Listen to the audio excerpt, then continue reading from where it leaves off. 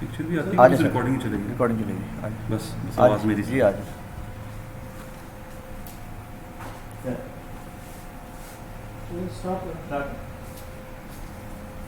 بسم اللہ الرحمن الرحیم. تمام اسٹوڈنٹس السلام علیکم. ہم نے لاسٹ ٹائم جو ہمارا لیکچر تھا وہ ہم نے صرف پاکستان اسٹڈیز کا جو پیپر پیٹرن اور اس کے ساتھ جو ہم نے چیز دیکھی تھی وہ اس کا ٹائم مینجمنٹ تھی کہ ٹائم کو کیسے مینیج کیا جائے گا.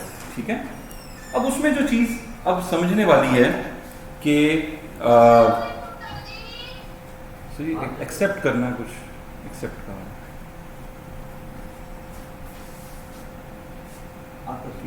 اچھا, تو ہم جو اس میں بات کریں گے سب سے پہلے جو ہمارا ٹاپک ہے وہ آج کا ہے نظریہ پاکستان. نظریہ پاکستان. ٹھیک ہے, اب یہ جو آپ کا کوشچن ہے یہ آپ کی, اگر آپ ایکسرسائز دیکھیے اپنی بکس میں جو چیپٹر کے اینڈ میں, تو یہ ایکسرسائز آپ کی میں کوشچن نمبر 2 ہے. ٹھیک ہے, قائد اعظم کے ارشادات کی روشنی میں نظریہ پاکستان کی وضاحت کریں. اور یہ جو کوشچن ہے یہ آپ کا بورڈ میں 2007, 8, 10, 13 اور 14 میں آ چکا ہوا ہے. اس کے ساتھ ہم دیکھتے ہیں, سب سے پہلے دیکھیں نظریے کی آپ نے سمجھنا ہے تو بیٹا پہلے آپ کو اس کی ڈیفینیشن پتا ہونی چاہیے کہ ڈیفینیشن کیا ہے, نظریہ ہوتا کیا. پہلے آپ نظریہ سمجھیں گے اس کے بعد نظریہ پاکستان کی بات ہوگی. نظریہ کیا ہے اگر ہم بریفلی اس کو سمجھنے کی کوشش کریں تو کوئی بھی جو چیز ہے اس کا جو مقصد ہے, ٹھیک ہے, اس مقصد کے لیے وہ جو ایک اس کی جدوجہد ہوتی ہے اس کو ایک اگر قوم کے طور پر لے کر چلیں تو وہ آپ کا ایک نظریہ, آپ کا نصب العین اور نظام حیات دوسرا بن جاتا ہے. اب اس میں جو سب سے پہلی چیز ہے وہ ڈیفینیشنز ہیں. وہ 2 ڈیفینیشنز ہیں, ایک آپ کی ورلڈ انسائکلوپیڈیا کی ہے اور ایک انسائکلوپیڈیا بریٹانیکا کی ہے. ٹھیک ہے, اب یہ جو 2 ڈیفینیشنز ہیں اس میں جو پہلی بات ہے ورلڈ انسائکلوپیڈیا کی وہ ہے کہ نظریہ ان سیاسی اور تمدنی اصولوں کا مجموعہ ہے جن پر کسی قوم یا تہذیب کی بنیادیں استوار ہوتی ہیں. اور انسائکلوپیڈیا بریٹانیکا کے مطابق نظریے سے مراد کسی خاص نظام فکر کی روشنی میں سیاسی مسائل کا ایسا تجزیہ جس میں عملی پروگرام بھی شامل ہو. ٹھیک ہے, اب اس کے بعد جو ہم چیز دیکھتے ہیں وہ آپ کی بکس کے مطابق جو بکس میں بھی آپ دیکھیے سب سے پہلے جو بات بیان ہوئی ہے قائد اعظم کے فرمان. تو قائد اعظم کے ارشادات کی روشنی میں بیٹا آپ نے آنسر کیسے کرنا ہے. قائد اعظم کے ارشاد آپ نے ایز اٹ از لکھنے ہیں, اس میں کوئی فردر ایکسپلینیشن نہیں ہونی چاہیے, اس میں کوئی ایڈیشن سبسٹریکشن نہیں ہونی چاہیے. فرمان, ارشاد, ڈیٹس ایز اٹ از ہونی چاہیے. جب آپ اس کی ایکسپلینیشن دو گے پھر آپ مفہوم میں چیزیں بیان کر سکتے ہیں, تب وہ چیز ہو جائے گی.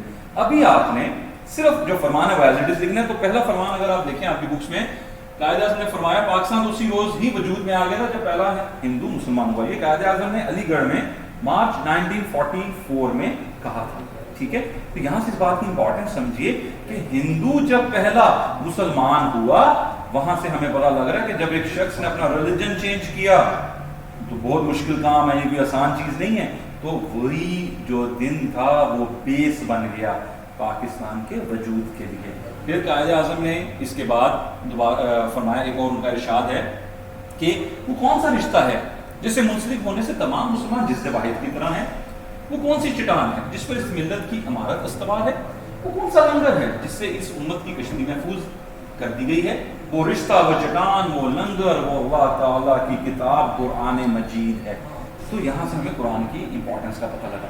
ایک اور چیز بیٹا, ہر چیز میں یہ جو کوشچنز ہیں آپ نے, کیونکہ یہ ہم لانگ کوشچن کی بات کر رہے ہیں, لانگ کوشچن میں آپ نے جو ڈیٹیل دینی ہے وہ آپ نے یہ دینی ہے کہ آپ نے جو اس کی ہیڈنگ ساتھ ضرور بنانا. آپ اپنی طرف سے بنا سکتے ہیں, کوئی اتنا مشکل کام نہیں.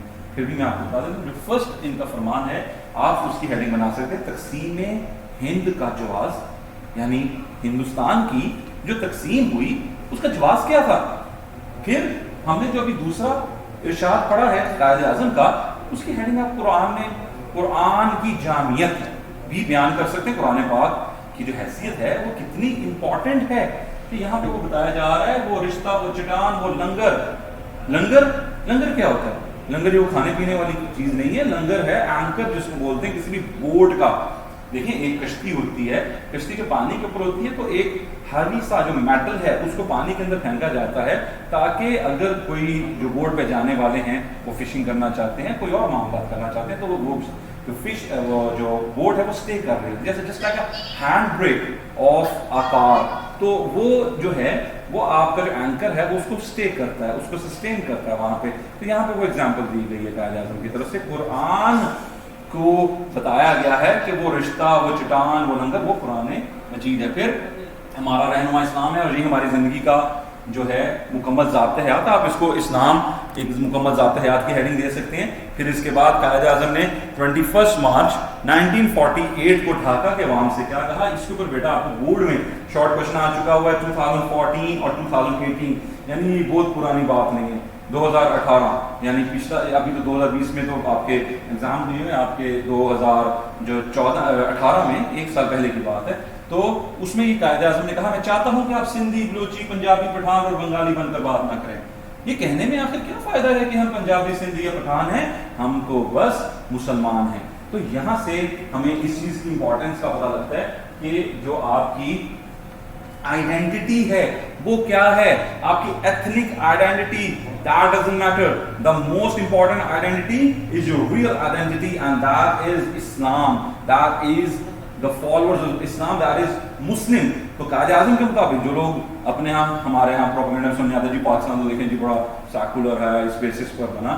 آپ کے جو بانی ہیں جنہوں نے ملک میں, جن کی جو تصویر ہے وہ آپ کے کرنسی نوٹس کے اوپر موجود ہے, جو سرکاری دفاتر میں سرکاری افسران کے آفیسز میں دیوار پر لٹکی, وہ شخص, وہ بانی, وہ فاؤنڈر آف پاکستان قائد اعظم کیا بتا رہے ہیں کہ ہم تو بس مسلمان ہیں. یہ آپ کی جو ایتھنک, آپ کی جو پروونشل, جس کو آپ صوبائیت کے بیس پر کہہ دیتے ہیں, جو آپ دوسری بیسس پر آپ کی جو شناخت ہے, یہ امپورٹنٹ نہیں ہے. اسی طرح ہم آگے دیکھتے ہیں قائد اعظم نے کہا کہ پاکستان کے مطالبے کا محور اور مسلمانوں کے لیے جداگانہ مملکت کی وجہ کیا تھی, تقسیم ہند کی ضرورت کیوں محسوس ہوئی. اس کی وجہ ہندوؤں کی تنگ نظری ہے, نہ انگریزوں کی چال. یہ اسلام کا بنیادی مطالبہ ہے. پھر یہاں پہ ہمیں اس چیز کے بعد جو بات دیکھنی ہے وہ یہ ہے کہ یہ تو چیزیں بیٹا وہ ہیں جو آپ کی بک میں موجود ہیں.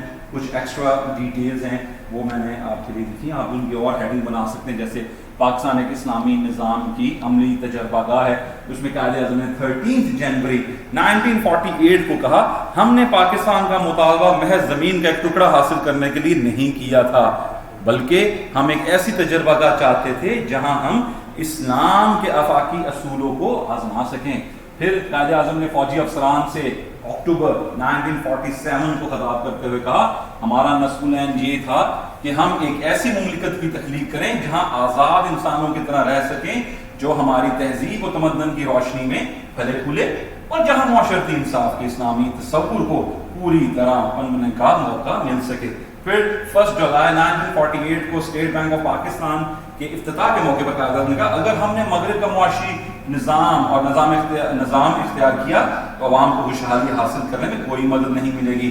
اپنی تقدیر ہمیں اپنے منفرد انداز میں بنانا پڑے گی. ہمیں دنیا کے سامنے ایک مثالی معاشرتی نظام پیش کرنا ہے جو انسانی مساوات اور معاشی انصاف کے سچے اصولوں پر قائم ہو. تو یہاں سے آپ دیکھیے کہ ہمیں نظریہ پاکستان کی مزید وضاحت ملتی ہے. پھر اس کے بارے میں متحد قوم کے بارے میں قائد اعظم نے 14 اگست 1947 میں کہا. اب اس میں بھی ہم ایک نئے دور کی آغاز کی بات کی. پھر جو آئینی ڈھانچہ, آئین جو آپ کا کانسٹیٹیوشن ہے, آپ دیکھیے کہ کسی بھی ملک کو چلانے کے لیے آپ کو قوانین کی ضرورت پڑتی ہے. those set of rules which you need to lead a country, to govern a country, that is your constitution. those set of rules, ان قوانین کا مجموعہ آئین ہے. اور کسی بھی ریاست کے 3 ستون ہوتے ہیں, پلرز ہوتے ہیں, مقننہ, عدلیہ, انتظامیہ. مقننہ مینز آپ کی جو لیجسلیچر ہے, جو آپ کی اسمبلی ہے, آپ کی جو آپ کے پارلیمنٹیرین ہے, those people which you guys choose to lead your country, those parliamentarians, وہ جو ہیں وہ قانون بناتے ہیں. جب قانون بن جاتا ہے تو عدلیہ, جوڈیشری اس قانون کی وضاحت کرتی ہے, انٹرپریٹیشن کرتی ہے, ایکسپلینیشن دیتی ہے. and then the third thing come, that means the third thing is to implement those laws. وہ جو laws ہیں ان کو امپلیمنٹ کرنے کے لیے انتظامیہ کی ضرورت پڑتی ہے which is your government. تو یہاں پہ آئین کی بات آ رہی ہے، پھر قائد اعظم کے اسلام مکمل دین اور ذات کا حیات ہے. آپ کو زندگی گزارنے کے لیے اسلام کی جو ہے وہ ہر صورت ضرورت پڑے گی، آپ کو ہر چیز میں اس کے معاملات کو لے کر چلنا ہوگا. اس کے بعد ہم دیکھیں گے نظریہ پاکستان کے اجزائے ترکیبی، those basic principles of ideology of Pakistan. اب اس میں کیا چیزیں ہیں، اور یہ کوشچن جو ہے یہ آپ کی ایکسرسائز میں اگر آپ دیکھیں، آپ کی ایکسرسائز میں کوشچن نمبر 1 ہے، دیٹ از نظریہ پاکستان کے اجزائے ترکیبی بیان کریں. اور یہ بیٹا لانگ کوشچن آپ کا 2015 میں آ چکا ہے، 2015 میں آپ کا یہ لانگ کوشچن آ چکا ہوا ہے. اور یہ آپ کی بکس میں اجزائے ترکیبی میں سب سے پہلا پوائنٹ جو امپورٹنٹ ہے وہ ہے عقائد اور عبادات. عقائد اور عبادات کا رشتہ بڑا خوبصورت ہے. عقائد عقیدہ کی جمع، اور آپ کے جو عقائد ہیں وہ بیٹا تبھی ان کے بارے میں پتہ لگے گا جب آپ اس کے اوپر عملی مظاہرہ کریں گے. عقائد آپ کے نظریات ہیں جو آپ کے مائنڈ میں ہیں، آپ کے جو خیالات ہیں، جب آپ ان کے اوپر عملی مظاہرہ کرتے ہیں عبادات کی صورت میں تب اس کا رشتہ مضبوط ہوتا ہے. ورنہ تو بڑا آسان ہے، آپ آسانی سے کہہ سکتے جی میرا فلاں عقیدہ ہے، میں فلاں چیز کو فالو کرتا ہوں، تو بیٹا وہ کام نہیں چلے گا. جیسے آپ اگر اپنے گھر میں اپنے والد صاحب کو امپورٹنس دیتے ہو اور آپ ان کو اپنا حقیقی والد مانتے ہو لیکن ان کی اطاعت نہیں کرتے، ان کا کہنا نہیں مانتے، والد صاحب آپ کو کوئی کام کہتے ہیں آپ کہتے ہیں میں نے نہیں کرنا، لیکن والد صاحب مجھے آپ سے بہت محبت ہے، I love you dad. لیکن آپ کی محبت کا بیٹا پتہ کیسے چلے گا؟ آپ کی اطاعت سے. آپ رب باری تعالیٰ کو اپنا رب کہتے ہو، لا الہ الا اللہ، لیکن اس کا حق ادا نہیں کرتے، اس کے احکامات پر عمل نہیں کرتے، اور تمام اس نے جو ہمیں کام کرنے کو do's and don'ts which are the most important things of the Holy Quran، ٹھیک ہے، جن باروں میں اللہ تعالیٰ نے ہمیں حکم کیا یہ کرو اور یہ نہ کرو، اس کے اوپر عمل نہیں کرنا، تو پھر کیسے پتہ لگے گا؟ عقائد میں آپ کا توحید، نماز، روزہ، زکوٰۃ، اور علماء کرام کے مطابق جو ہے جہاد بھی آتا ہے، اور حج تو آلریڈی ہے. اور ان کی آپ کا جو توحید ہے اس کے ساتھ آپ کے وہ جو عقائد ہیں اس میں رسالت ہے، اور آپ کے انبیاء کرام پر ایمان ہے، آپ کا آخرت پر ایمان ہے، اور آپ کی آسمانی کتب پر ایمان ہے، اور یہ تمام جو فرشتوں پر ایمان ہے. اور عبادات میں جب آئے گا وہ نماز، روزہ، زکوٰۃ، حج اور پھر جہاد ہے. تو آپ اگر نماز نہیں پڑھتے تو آپ کیسے ہی کہہ سکتے ہیں کہ آپ رب کو معبود برحق مانتے ہیں؟ جب تک آپ روزہ نہیں رکھتے تو آپ کے رب نے کہا ہے ایمان والو تم پر روزے فرض کیے گئے جیسا تم سے پہلی قوموں پر فرض کیے گئے تھے تاکہ تم پرہیزگار بنو. آپ کہتے میں نہیں مانتا، میں نے نہیں رکھنا، تو پھر آپ رب باری تعالیٰ کو کیسے مان رہے ہو؟ تو آپ کا یہ جو عقائد ہیں، آپ کی عبادات ان کو سچ ثابت کریں گی کہ باقی آپ کے یہ عقائد ہیں. پھر اس کے بعد جمہوری اقدار کا فروغ ہے، جو ڈیموکریسی کے مطابق آپ دیکھیے ڈیموکریسی اینڈ ڈکٹیٹرشپ. آپ کا جو ملک ہے ہمارا، ہمیں جمہوریت کی طرف بات کرتے ہیں، لوگوں کی رائے دیکھی جائے، لوگوں کو حقوق ملے. اس میں حضرت ابو بکر صدیق رضی اللہ تعالیٰ عنہ کی اگزامپل دی گئی ہے، آپ کی بک میں بتایا گیا ہے کہ جمہوریت یعنی یہ نہیں ہے کہ ہر چیز آپ نے اپنے طور پہ ایک چیز کر دینی ہے. جیسے کہ فار انسٹنس آپ دیکھیے کہ ہم جب یہ چیز دیکھتے ہیں کہ جب جنگ یمامہ کے بعد کئی حفاظ جو تھے وہ شہید ہو گئے، تو حضرت عمر فاروق رضی اللہ تعالیٰ عنہ نے حضرت ابو بکر صدیق رضی اللہ تعالیٰ عنہ کو مشورہ دیا کہ ہم ایسا کرتے ہیں کہ قرآن پاک کو ایک جگہ پہ اکٹھا کر لیتے ہیں، ٹھیک ہے. تو اس میں پراپر مشاورت ہوئی، مجلس شورا ہے نا پارلیمنٹ آپ کی، تو مجلس شورا یعنی مشاورت ہوئی، ڈسکشن ہوئی، کنسلٹیشن ہوئی. ایسے نہیں ہو گیا کہ میں خلیفہ میں نے کہہ دیا تو بس یہ ہر صورت میں یہ کرنا ہے، نہیں. تو آپ کی جو جمہوری اقدار ہے اس کی بات ہوتی ہے. پھر معاشرے میں جو ہے انصاف اور مساوات کی بات ہے، جو عدل آپ جانتے ہیں جو وہ یہی ہے کہ ہر چیز کو اس کے موضوع اور مناسب مقام پر رکھنا. تو معاشرے میں جب آپ لوگوں کو مکمل عدل دیں گے، ان کے ساتھ انصاف کریں گے، مساوات برابری کا رویہ اپنائیں گے، تو ہمیں وہاں سے ان کی امپورٹنس کا پتہ. پھر شہری کے حقوق و فرائض جو ہیں وہ ذمہ داریاں ہیں جو لوگوں کے اوپر عائد ہوتی ہیں. حقوق اور ساتھ فرائض، یعنی جو اولاد کے حقوق ہیں وہ والدین کے فرائض ہیں، والدین کے حقوق ہیں، اولاد کے فرائض ہیں، اساتذہ کے حقوق ہیں تو وہ جو شاگرد ہیں ان کے فرائض ہیں. شاگردوں کے حقوق ہیں تو وہ اساتذہ کے فرائض ہیں. تو اگر آپ حقوق کی توجہ ذرا تھوڑی دیر کے لیے سائڈ پہ کر کے صرف فرائض پر توجہ دیں تو ہر شخص اگر آپ اپنے فرائض پورے کر لیں گے تو آٹومیٹکلی بیٹا ہر ایک کے حقوق ادا ہو جائیں گے.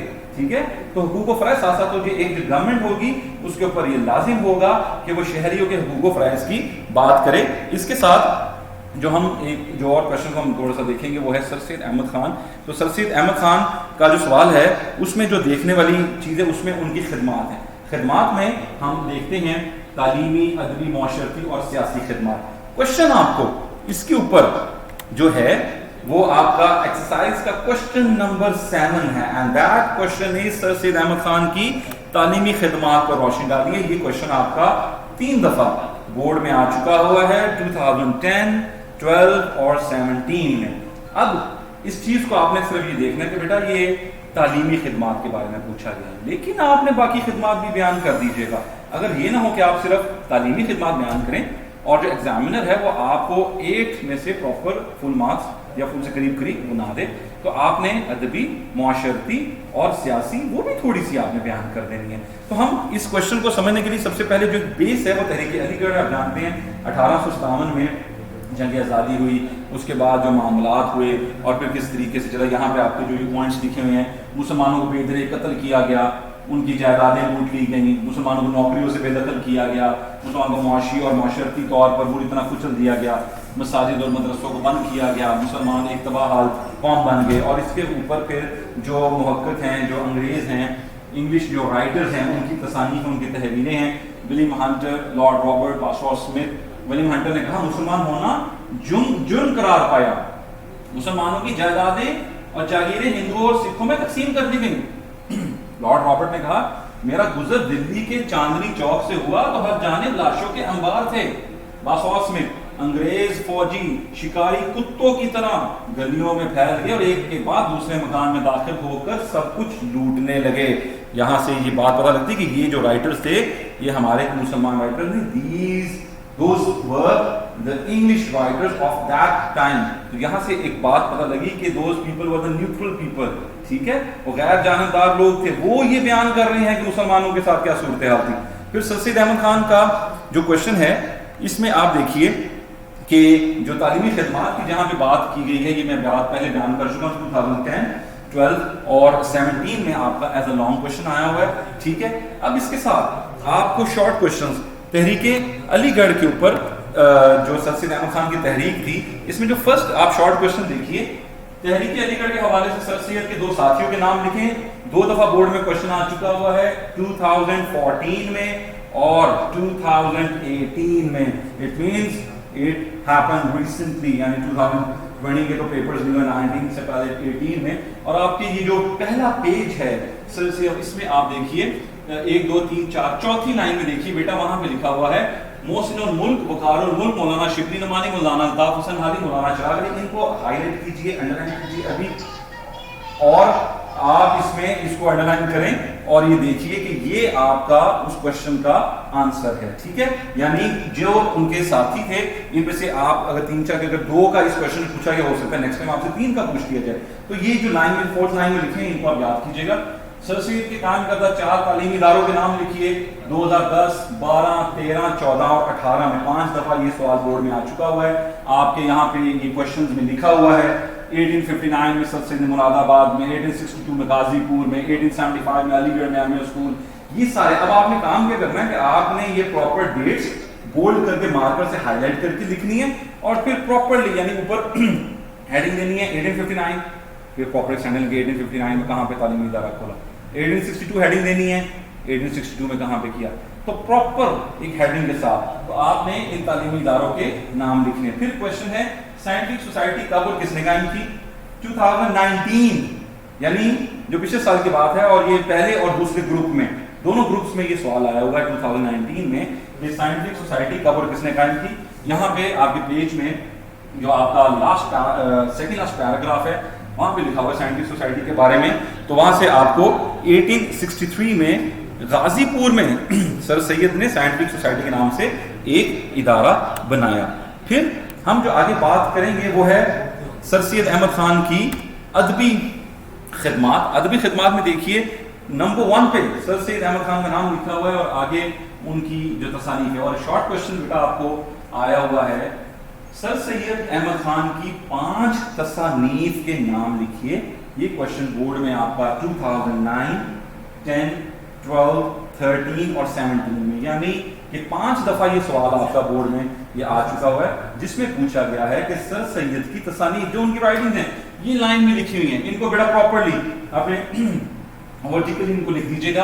असारुल सनादीद ये वो जो किताब थी, ये उनकी तहरीर थी जिसमें आसार कदीमा और जो पुरानी हमारा बात उनसे मुतालिक बात थी। फिर इसके बाद तबीनुल कलाम, ये बाइबल की तफसीर थी जो सर सैयद ने लिखी। फिर आइन अकबरी है, तफसीर कुरान है, खुतबात अहमदिया। विलियम मोर एक जो इंग्लिश राइटर था, उसने बुक लिखी थी द लाइफ ऑफ मोहम्मद सल्लल्लाहु अलैहि वसल्लम। उसके जवाब में सर सैयद अहमद खान ने खुतबात अहमदिया के नाम से ये किताब लिखी। फिर रसाला असबाब रसाला तहज़ीबुल इखलाक, और फिर ये जो मौलाना शिबली नुमानी, मौलाना नज़ीर अहमद, इनकी जो तसानीफ है ये भी ज़रूर आप याद कीजिएगा, क्योंकि मौलाना नज़ीर अहमद जो नंबर 2 पे हैं, इनका जो है नसूल, इसके ऊपर आपको बोर्ड में शॉर्ट MCQ आ चुका हुआ है, या आपकी बुक की जो एंड की जो MCQs हैं एक्सरसाइज में, उसके अंदर भी ये बात लिखी हुई है, तो आपने वहां से ये बात नोट करनी है, ठीक है। फिर इसके बाद आपके मुआशरती और जो मुआशी खिदमात हैं उसमें ये आप देखिए सियासी खिदमात के ऊपर आपको क्वेश्चन आया हुआ है, सर सैयद की 4 सियासी खिदमात बयान करें। 4 सियासी खिदमात, ये आपको क्वेश्चन 2015 में आया हुआ है। अब 2015 में बेटा ये जो आपको सवाल है, ये आपको सर सैयद की सियासी खिदमात में आप जानते हैं कि डिफरेंट चीजें आपकी ये सारी लिखी हुई हैं। जो मेन इंपॉर्टेंट थी, sir Syed was of the view that Muslims should not participate in politics. They should keep themselves away from the politics. They should concentrate towards education. ठीक है, तो उन्होंने कहा कि उनका ये नजरिया था कि मुसलमान सियासत से दूर रहें, तालीम के ऊपर तालीम के ऊपर तवज्जो दें, ये उनका मकसद था, ये चीज वो चाहते थे। और फिर दो कौमी नजरिया और ये तमाम चीजें जो थी, वो सर सैयद के जो अफकार थे, जो उनके पॉइंट ऑफ व्यूज थे, उनसे हमें ये बातें पता लगती हैं, ठीक है। तो यहाँ पे आज हम इस चीज का इख्तिताम करेंगे। उम्मीद करता हूँ कि शायद आपको थोड़ी बहुत बात जो है वो समझ में आई हो, और फिर भी जो हमने अब चूंकि हमारा जो लेक्चर काफ़ी डेज के बाद होगा, तो कोशिश कीजिएगा बेटा इसके ऊपर घर में प्रॉपर्ली इसको स्टडी कीजिएगा। अगर इससे मुतालिक आपके कोई और क्वेश्चंस हों तो जस्ट मेक देम रेडी। तो अभी किसी का कोई क्वेश्चन? जी बेटा,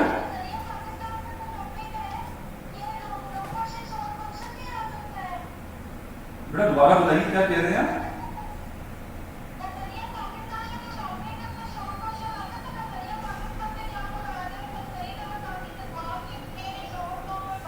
जी बेटा, नजरिया पाकिस्तान, जैसे मैं आपको बता रहा हूँ, इनके ऊपर आपको शॉर्ट क्वेश्चन आ सकता है। नजरिया पाकिस्तान की वैल्यू शुरू में मैंने लेक्चर में, अगर आपको याद हो, मैंने आपको 2 डेफिनेशन बताई थी वर्ड इंसाइक्लोपीडिया की।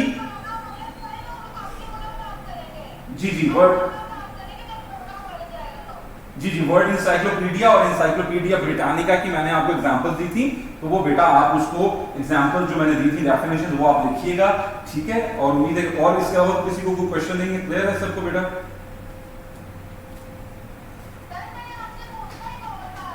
जी पूछिए।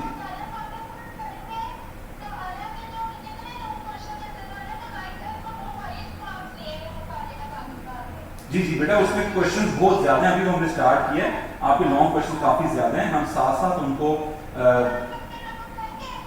जी बेटा, आप मेरे नंबर की निस्बत आप बल्कि बोर्ड से नंबर्स की तवक्का कीजिएगा, और वो तभी होगी जब आप अच्छे तरीके से इंशाल्लाह उसको तैयारी करेंगे, और इंशाल्लाह हम साथ साथ करेंगे, वो ठीक हो जाएगा।